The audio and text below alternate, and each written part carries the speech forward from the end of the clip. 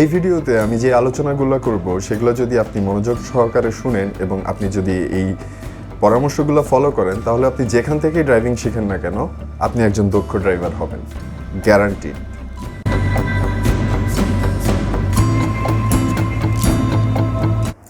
Driving শিখতে গেলে প্রথমে আমাদের মাথার মধ্যে যে জিনিসটা ঘুরে যে কোথায় আমরা ড্রাইভিং শিখব, কোন ড্রাইভিং স্কুলে শিখব, কোন ড্রাইভিং স্কুল আমার জন্য ভালো হবে। দেখুন, বাংলাদেশে দুই ধরনের ড্রাইভিং স্কুল আছে। একটা হইল সরকারের অনুমতিপ্রাপ্ত, আরেকটা হচ্ছে সরকারের বিনা অনুমতিতে করা। তো আপনি কিভাবে বুঝবেন কোনটা সরকারি অনুমোদনপ্রাপ্ত এবং কোনটা অনুমোদনবিহীন? এটা ড্রাইভিং স্কুলের অফিসে গেলেই আপনারা দেখতে পারবেন। যাদের কাছে অনুমতি আছে তারা বিআরটিএ থেকে যে অনুমতিটা পেপার থাকে সেটা তারা সাইনবোর্ডের মতো অফিসে লাগায় রাখে, আর যাদের নেই তারা কোথা থেকে লাগাবে। এখন কথা হইল, আমাদের দেশে কিন্তু সরকারি অনুমোদনপ্রাপ্ত ড্রাইভিং স্কুলের সংখ্যা খুবই কম। যেই অনুপাতে আমাদের দেশে গাড়ি আছে, ওই অনুপাতে যে অনুপাতে ড্রাইভার আমাদের প্রয়োজন, সেই অনুপাতে কিন্তু ড্রাইভিং স্কুল নাই। ম্যাক্সিমাম ড্রাইভিং স্কুল আমাদের দেশে সরকারি অনুমোদনবিহীন। তো আমাদের কাছে এখন সেই সব ড্রাইভিং স্কুলে যাওয়া ছাড়া আর কোনো অপশন নাই। তো আমরা কিভাবে বুঝতে পারবো যে এই যে ড্রাইভিং স্কুলটাতে আমি শিখতে যাচ্ছি সে আমাকে কতটুকু ভালোভাবে শিখাবে? এই জিনিসটা সম্পূর্ণ ডিপেন্ড করে আসলে আপনার উপর। দেখুন, ড্রাইভিং হচ্ছে একটা টেকনিক্যাল কাজ, তো এইটা পুরোপুরি ডিপেন্ড করতেছে আপনি ঠিক কতটা শিখতে পারতেছেন।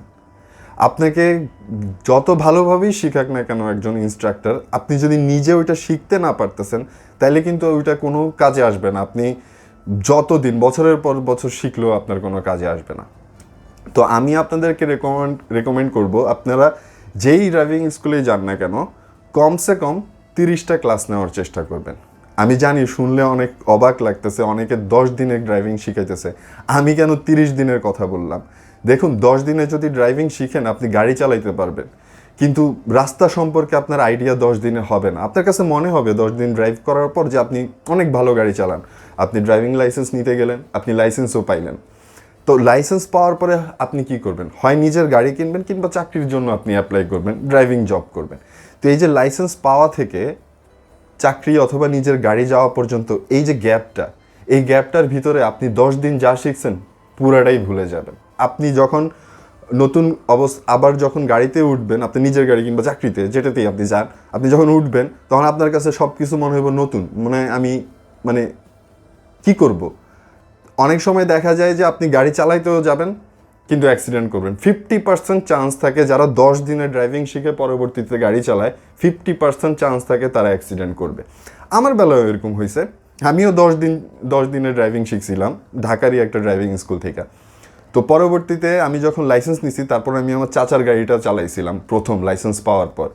আমি কিন্তু যেদিন চাচার গাড়িটা চালাইছি, গাড়িটা নিয়ে বাসা থেকে বের হয়ে কিন্তু আমি গাড়ি ফুটপাতের উপর উঠাই দিছি। কারণ ওই যে 10 দিনে আমার কাছে মনে হয়েছে আমি শিখতে পারছি, আসলে আমি অনেক কিছুই শিখতে পারি নাই। তো এই কারণে আমি বলবো যে জরিমানাটা পরে দেওয়ার আগে গাড়ি শিখতে গিয়ে যদি আমি ওইখানে খরচ করি, আমি মনে হয় এটাই সবচেয়ে ভালো। কারণ আমি চাচার যে গাড়ির ক্ষতি করছিলাম ওইটা সারাইতে 1.5 লক্ষ টাকা খরচ হয়েছিল। তাইলে এবার আমি বুঝেন, আমি যদি 10 দিন না শিখে আমি যদি 30টা ক্লাস করতাম, সেই 1.5 লক্ষ টাকা কিন্তু আমার পরে লাগতো না। আর যারা চাকরি করবেন তারা তো ভুলেও 10 দিন শিখে যাবেন না, আপনি তো চাকরি পাবেনই না 10 দিন শিখে গেলে। কারণ আপনাকে ইন্টারভিউতে আপনাকে গাড়ি চালাইতে বলবে, আর ওই যে 10 দিন শেখার পরে যে গ্যাপটা থাকে, ওই গ্যাপের মধ্যে আপনি অনেক কিছু ভুলে গেছেন, আপনি প্রথম ইন্টারভিউতেই ফেল করবেন।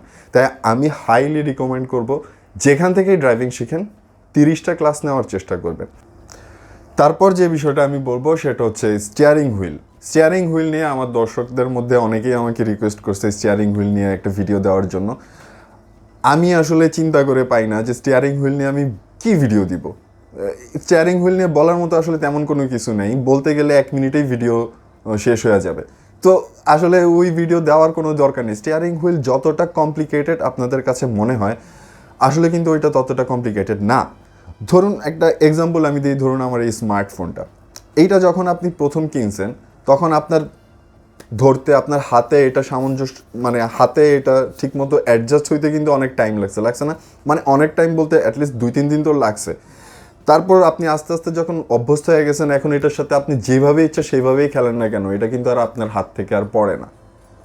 স্টিয়ারিং হুইলটাও এরকম, স্টিয়ারিংয়ের সাথে আপনার ফ্রেন্ডশিপ করতে হবে। সেই ফ্রেন্ডশিপটা করবেন, ছোট্ট একটা ট্রিক্স আমি আপনাদের শিখাই দিই।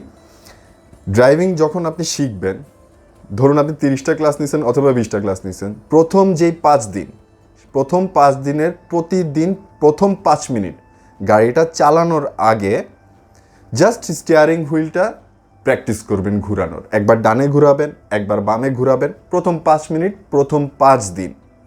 আমি জানি এটা শুনতে কিছুটা হাস্যকর লাগতেছে যে বাচ্চাদের মতো স্টিয়ারিং হুইল ঘুরাবো, এটা আবার কি অবস্থা। কিন্তু ট্রাস্ট মি, এটা যদি প্রথম 5 দিন আপনি এরকম ডানে একবার ঘুরান, বামে ঘুরান, 5 মিনিট করে প্রতিদিন যদি আপনি প্র্যাকটিস করেন, এবং এই প্র্যাকটিসটা করার সাথে সাথে আপনার মাথার ভিতরে যদি এটা ঘুরতে থাকে যে কতটুকু ঘুরাইলাম, টায়ার কতটুকু ঘুরলো, রাইট সাইডে একদম টার্ন নিলাম কতটুকু রাইটে গেল, এবং বামে নিলাম চাকা কতটুকু বামে যাচ্ছে, এই জিনিসটা মাথার ভিতরে রাখতে রাখতে আপনি যখন স্টিয়ারিং হুইল প্র্যাকটিস করবেন প্রথম 5 দিন, ট্রাস্ট মি, স্টিয়ারিংয়ের সাথে একদম ভালো বন্ধুত্ব হয়ে যাবে, সে আপনার কথা শুনবে। তারপর আরেকটা হচ্ছে টায়ার চেঞ্জ। সবগুলো ড্রাইভিং স্কুলে কিন্তু টায়ার চেঞ্জ আপনাকে শেখাবে না, কিন্তু এই টায়ার চেঞ্জ করতে পারাটা কিন্তু খুবই ইম্পর্ট্যান্ট একটা ব্যাপার, এইটা অবশ্যই শিখবেন। পারতপক্ষে মনে হয় যে টায়ার চেঞ্জ করা খুবই সহজ, দেখলে মনে হয় যে আমিও পারবো, কিন্তু একটা টেকনিক্যাল ব্যাপার থাকে। আপনি টায়ার চেঞ্জ করতে যে জাকটা ইউজ করবেন, সেই জাকটা কোথায় গাড়ির নিচে লাগাবেন, এইটা কিন্তু আসলেই একটা শেখার ব্যাপার আছে।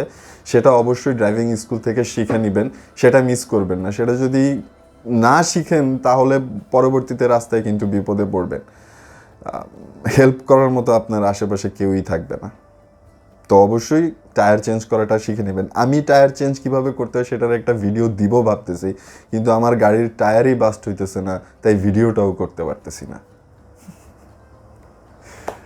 তারপর যাই হোক, লাস্ট যেই কথাটা আমি বলবো সেটা হচ্ছে, যেখান থেকেই ড্রাইভিং শিখেন, যেই মানুষটার কাছ থেকেই আপনি শিখেন না কেন, তার সাথে একটা সুসম্পর্ক করার চেষ্টা করবেন।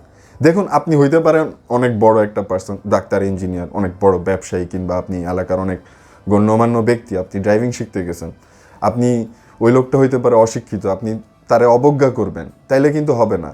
আপনি যত বড় পার্সনই হন না কেন, এখন আপনি যেহেতু শিখতে গেছেন, আপনি ছাত্র, সে টিচারের সম্মান করবেন, কারণ তারে যদি আপনি সম্মানটা দেন, তার কাছ থেকে আপনি পাবেন। আপনি দেখা গেছে 30 দিনের জায়গায় সে 20 দিনে আপনারা সব কিছু কমপ্লিট করে দিবে। এমনভাবে আপনারা শিখাবে যে 30 দিনের কাজটা 20 দিনে হয়ে যাবে, আপনার সময় বাঁচবে, টাকাও বাঁচবে। তো আমি বলবো, যেখান থেকে শিখেন, ইনস্ট্রাক্টরের সাথে অবশ্যই ভালো ব্যবহার করবেন। মাঝে মধ্যে ক্লাস শেষে তারা চাও অফার করতে পারেন, আমি যেটা করতাম আর কি। তো এইভাবে হইলে আমার মনে হয় আপনি যেখান থেকে ড্রাইভিং শিখেন না কেন ভালোভাবে শিখতে পারবেন। আর দেখেন, 10 দিনে কোনো দিনও ড্রাইভিং শেখার চেষ্টাও করবেন না। 10 দিনে আপনি গাড়ি নামক যে যন্ত্রটা, সেটা হয়তো চালাইতে পারবেন, কিন্তু রাস্তার হাবভাব বুঝতে পারবেন না, জীবনও সম্ভব না 10 দিনে বোঝা। আপনি ইনস্ট্রাক্টর পাশে থাকলে সেটা বুঝতে পারবেন। 30টা ক্লাস যদি আপনি করেন, আপনার জন্য খুবই হেল্পফুল হবে। একটা জিনিস মনে রাখবেন, 10 দিনে আপনি গাড়ি ব্রেক করতে করতেই তো আপনি 10 দিন আপনার চলে যাবে। আপনি যখন ড্রাইভিং শিখতে যাবেন, তখন প্রথমে যেটা হয় যে ইনস্ট্রাক্টর কিছুক্ষণ পর পর ব্রেক দেয়, আপনি বিরক্ত হয়ে যাবেন, যে আপনি অনেক সময় রাগ করে বলবেন যে আপনি বারবার ব্রেক কেন দিতেছেন, আপনি ব্রেক দিলে আমি গাড়ি চালাবো কীভাবে। কিন্তু একটা ব্যাপার আপনার মাথায় রাখতে হবে, আপনি যখন ট্রেনিং কারে বসেন, তখন আপনার কিন্তু ড্রাইভিং লাইসেন্স নাই, কারণ আপনি তো স্টুডেন্ট। ড্রাইভিং লাইসেন্স কার কাছে আছে? ইনস্ট্রাক্টরের কাছে আছে। তা আপনি গাড়ি চালানো অবস্থায় যদি কোনো বিপদ হয়, কোনো অ্যাক্সিডেন্ট হয়, সেটার দায়ভার কার উপর আসে? সেটার দায়ভার কিন্তু ইনস্ট্রাক্টরের উপর আসে। তো কাজেই আপনার নিরাপত্তা, গাড়ির নিরাপত্তা এবং রাস্তার নিরাপত্তা নিশ্চিত করার জন্যই সে কিন্তু ব্রেক দেয়, কারণ সে কিন্তু জানে না আপনি কতটা শিখতে পারছেন। তো আপনি কোনো মুভমেন্টে সে যদি রং দেখে, সে ব্রেক দেয়। তো এই কারণে বলি, ড্রাইভিং স্কুল থেকেই তো ড্রাইভিং শিখতে হবে। আপনি চোখ বন্ধ করেও শিখতে পারবেন, কারণ আপনি জানেন, আপনি যেভাবে যান না কেন, সে ব্রেক দিয়ে গাড়ি থামায় দিবে। তো সে ব্রেক দেওয়াটা কখন বন্ধ করবে জানেন? ঠিক 10 থেকে 12টা ক্লাস আপনার যখন কমপ্লিট হবে, তখন আপনার প্রতি একটা কনফিডেন্স আসবে যে না, এখন কিছুটা হইলেও পারে, তখন সে আপনারে হয়তো কম ব্রেক দিবে, আপনার এই ব্রেক করার সুযোগটা দিবে, আপনি আস্তে আস্তে শিখতে পারবেন।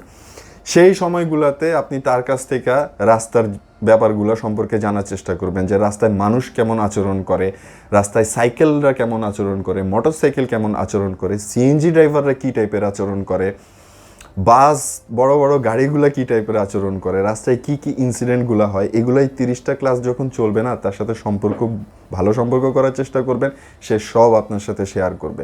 এবং আপনি তখন দেখবেন যে আপনি বুঝতে পারবেন, আপনি যখন নিজে একা একা গাড়ি চালাইতে যাবেন, তখন আপনি রাস্তায় যে কোনো রাস্তা আপনি একটা পলক দেখলেই আপনার কাছে মনে হবে না এটা তো ইজি। অথচ যখন নতুন শিখতে যাবেন তখন মনে হবে আল্লাহ এদিক দিয়ে মানুষ আসতেছে, ওদিক দিয়ে মানুষ আসতেছে, এদিক দিয়ে গাড়ি আসতেছে, আমি কীভাবে চালাবো, ভয় লাগে। ইনস্ট্রাক্টর পাশে থাকতে কোনোই ভয় নেই, তখন বিন্দাস চালান, ও ব্রেক দিয়ে দিবে, আপনার কোনো টেনশন আছে। কিন্তু একটাই রিকোয়েস্ট, 10 দিনে গাড়ি চালানোর কথা কোনোদিনও চিন্তা করবেন না, এটা আপনার জন্য বিপদ হবে। ম্যাক্সিমাম ক্লাস করার চেষ্টা করবেন। আরেকটা জিনিস আপনি করতে পারেন, আপনি 20টা ক্লাস করতে পারেন, 20টা ক্লাস করার পরে আপনি লাইসেন্স নিলেন, পরবর্তীতে হয় নিজের গাড়ি কিনবেন না, কিংবা আপনি চাকরির জন্য যাওয়ার আগে আবার 5 দিন কিংবা 10 দিন ক্লাস করে নেবেন। তাইলে আপনার পুরাপুরি আপনি টেনশন ফ্রি থাকতে পারেন, আমার মতো ওই ফুটপাতে উঠায় দিবেন না গাড়ি। তো ভালো থাকবেন, সুস্থ থাকবেন। ভিডিওটা যদি ভালো লাগে তাহলে একটা লাইক দিবেন, আর আমার চ্যানেলে তো সাবস্ক্রাইব অবশ্যই করবেন। আর যদি কোনো কথা থাকে, কোনো কিছু থাকে, কমেন্ট দিবেন, কারণ অনেকে কমেন্ট পড়ে, আমি কমেন্টের রিপ্লাই দেওয়ার চেষ্টা করব।